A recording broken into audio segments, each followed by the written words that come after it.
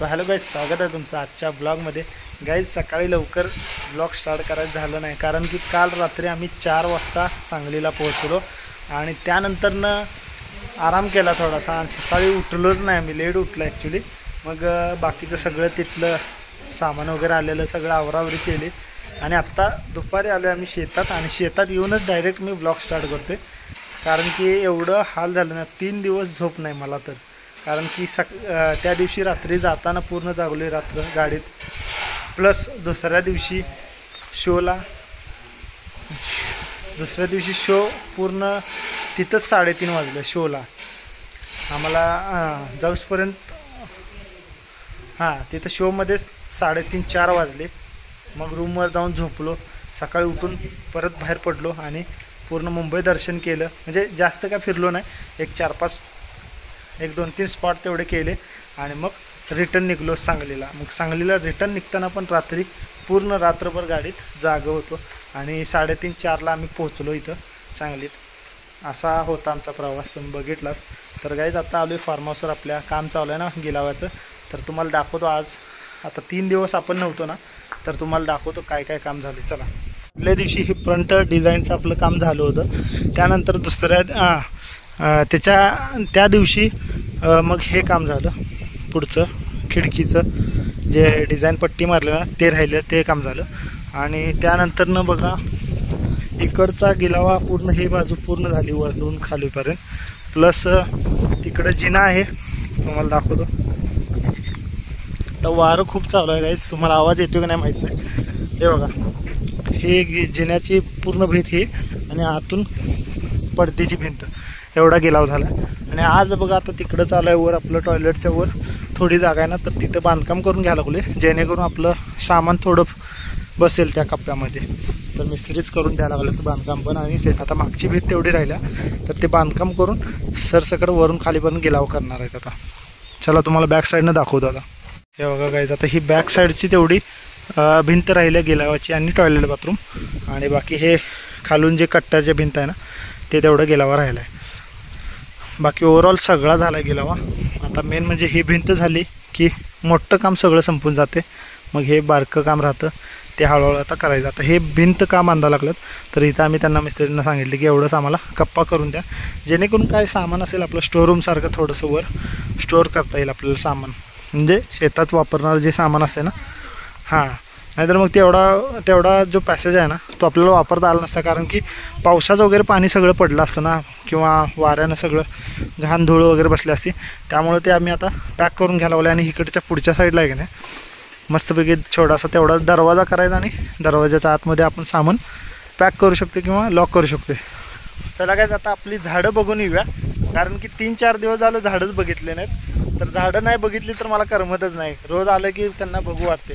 चला आता गाईज बघा, एक केळीचं झाड आम्ही आणलं होतं ना, तर त्याला आता 2 पानावर आलं बघा गाईज।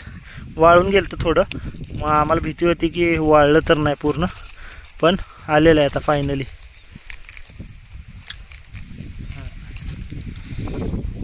वेलांचे इथं बिया टाकल्या होत्या बघा, किती रोपं आलेत बघा। आता ह्यातलं काय फळ देते का बघूया आपण। झाडं पण बघा गाईज आता माझ्या कमरेपर्यंत यायला लागलेत बघा। चांगली वाढ आहे आता।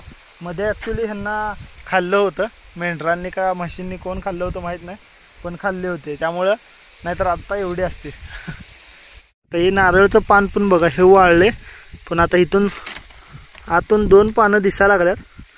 बघूया आता ते येतात का, हे वाळून जाते काय, मला आता कळण नाही आहे। बघूया आता काय होते। हे बघा गाईज, तुळशीचं आणि कवीडचं झाड आहे आपलं।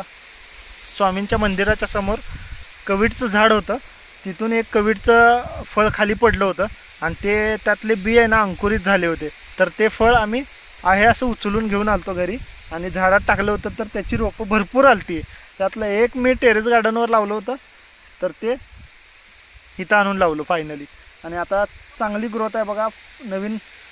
नवीन पालवी पण फुटल्या आणि नवीन शेंडं पण फुटलेले आहेत गाईज। हे बघा, हा नवीन शेंडा आहे बघा पूर्ण खालून वरपर्यंत। हे बघा गाईज, डाळिंबचं झाड पण आता नवीन ग्रोथ चालू आहे। मध्ये 2 कळ्या लागल्या होत्या, त्या गळून पडल्या, कसं काय माहीत नाही।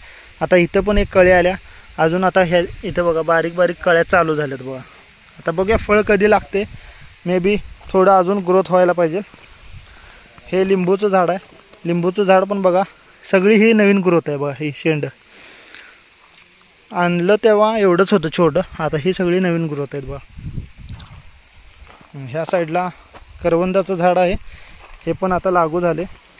कढीपत्त्याचं झाड तर तुम्हाला सांगतो एक फक्त शेंडा होता, आता हे 1 2 3 शेंड्यावर आले बघा.